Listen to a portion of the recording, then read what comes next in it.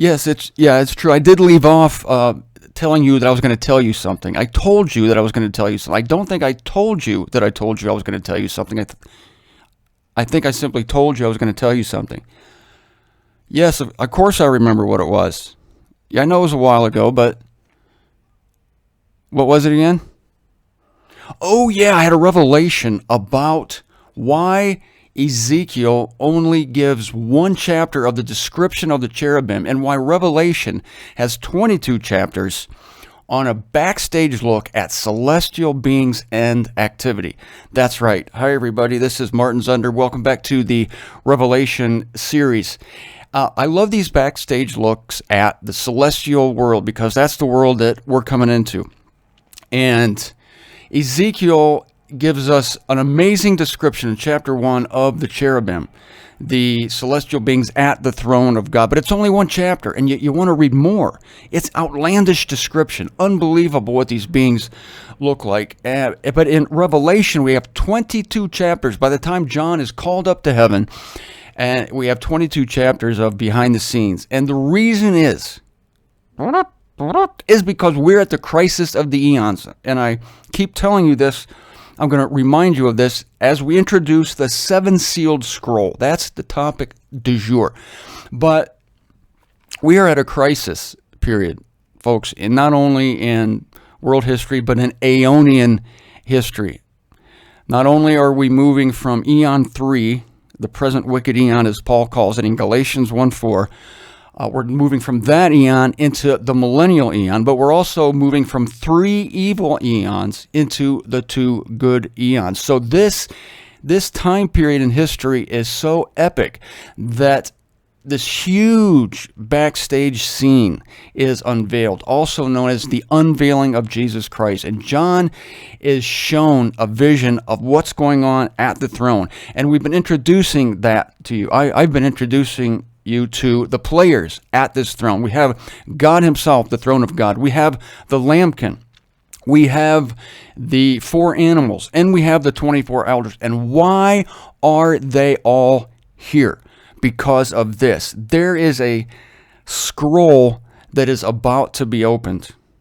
Now I'm going to read the passage. We're in chapter 5 now. How about that? Can you believe it? We are flying along. We're in chapter 5. It's only taken me, a half a year to get 5 chapters, and there are 22 chapters in this book. Let me see if I can do the math. 5, 15, 4 times 6, possibly 2 years on this series. And if Jesus Christ doesn't come back before I finish this, I'm going to be upset. Not really. He can do what he wants. The unveiling, chapter 5.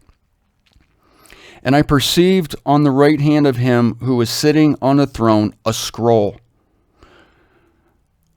I wish I had background music for this. It would be like a drone, kind of like this epic, subdued yet present drone. Because I'm going to read. No, let me take one thing at a time. I'm getting too excited here. And I perceived on the right hand of him who was sitting on the throne a scroll written in front and on the back and sealed up with 7 seals. And I perceived a strong messenger proclaiming with a loud voice, "Who is worthy to open the scroll and to loose the seals?" And no one in heaven nor on earth, nor underneath the earth, was able to open the scroll, neither to look at it.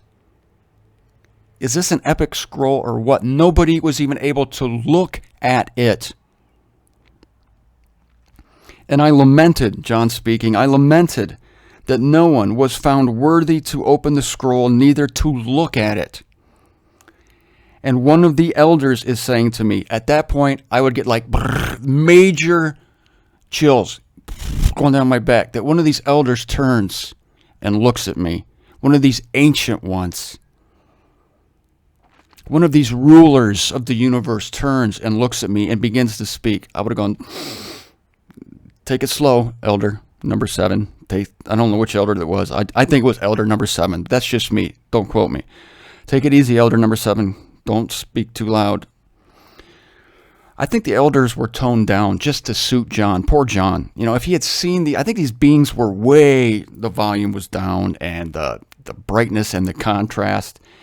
It was all down for poor John.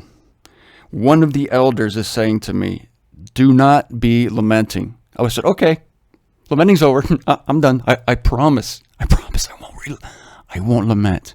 Whatever you say, elder number 7.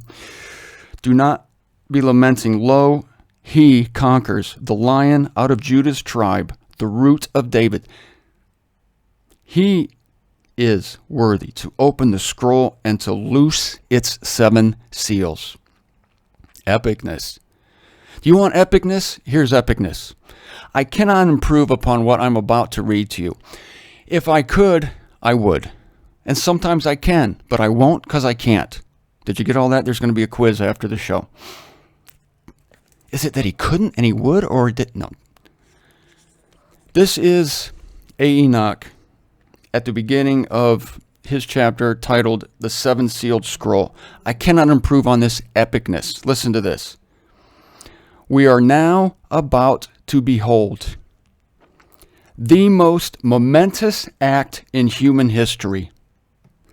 For when the lambkin takes the scroll from the right hand of him who is sitting on the throne, the tide turns in the affairs of mankind. The crisis is reached, which will eventuate in the utter destruction of evil and the ultimate triumph of good. Is that all? The ultimate, is that all? Up to that moment, the powers of darkness were in the ascendant. From that time, they are surely doomed. On so subject as sublime as this, it were sin to slight a single detail, so we will inquire carefully into its significance. Did you get that? When the scroll is handed to the lambkin, the only one worthy, we're going to probably next week look at why Jesus Christ is referred to as the lambkin in this scroll. When that scroll is handed to him, evil at that point is doomed. Because before that point, before that exact moment, evil was in the ascendant. It was on the move, on the rise, continually rising through the eons. I've been talking about the 3 evil eons, and we know that there was a disruption of the world in Genesis 1-2, and it was caused by some kind of evil conflict, some kind of conflict among the celestials, and from that point on, we see evil, evil, evil. And Paul says that in the latter days, humans will wax worse and worse. Things are going to happen, but this has been going on, not just since Adam was on the earth, but since the disruption of the world. And evil has gotten worse and worse. You know, we had all that evil existent before the flood, and God destroyed all the inhabitants of the earth except 8, and then the evil just keeps going, and there's layers and layers upon evil. And we're still in these days of evil. But now, when the scroll is handed over, now, this is the crisis. Not only is the book of the unveiling the crisis of the Aeonian times, where we're transferring to the good eons, finally, but this is the crisis within the crisis. This is what happens within the scroll. Within the scroll, it happens when this scroll, within the scroll, that is the 7-sealed scroll, within the scroll of the unveiling, is handed to the lambkin. When that transfer is made, evil's doomed. Because every seal that is broken on this scroll is going to doom the evil one. It's going to be the undoing of Satan. And it's going to bring about, finally, the inauguration, the dawn of eons 4 and 5. We're going from eon 3 to eon 4. And we're going from 3 evil eons to 2 good eons. And it happens at the passing of this scroll. And at this point, from this time on, the evil powers are doomed. I'm happy about that. You remember, somewhere in the scroll, now we're going to learn that Satan realizes his time is short. He realizes it. And it happens that when one of these seals is broken. But by the time the 7th seal is broken from this scroll, and tomorrow we're going to talk about why this is a scroll and not a book. The King James Version calls it a book. A book is open. It's important to know that it's not a book but a scroll. Of course, I'll be explaining that to you. These are all exciting things. And as A. Enoch says, we're not going to miss one detail of this thing because it's so important. It's such a critical point in Aeonian history. And as is usual with God, he just totally downplays it. And the scroll is handed. And when that scroll, it's like a baton in a race handed over to the next runner. Forget it. That's a stupid example. Forget that. Erase that. That's not worthy to be compared to what's happening here.